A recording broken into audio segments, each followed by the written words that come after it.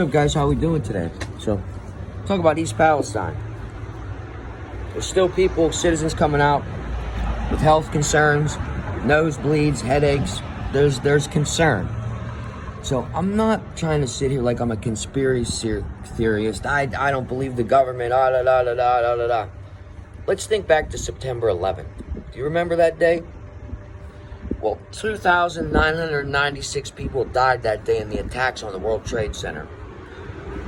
Today, more people have died from a toxic exposure at ground zero than in the attacks. Let that sink in.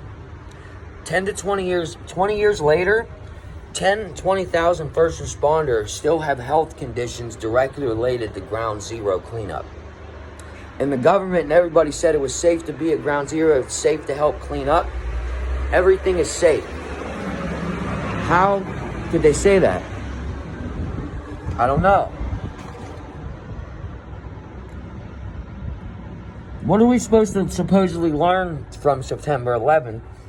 We're supposed to learn that that many studies have concluded these findings suggest that the continued need for long-term monitoring of all health of survivors of disasters need their health monitored long-term. Again, the amount of people who died in the attacks there's a higher number of people that died from the toxic exposure than in the attacks on September 11th. Let that sink in.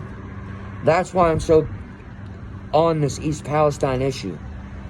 Because Pittsburgh's not far away. There's a lot of people going to be affected by this. But, like, when you have a plane crashes, boom, bang, done. People die. That's the worst of it. It all gets cleaned up from there. We haven't seen the worst of it yet. The worst is yet to come. The worst is a lot of these health effects take years to start showing up in people. So when you start getting some 5 years later, it's a easy way for Norfolk Southern to say, not from the derailment, not my fault. Others can beg to differ.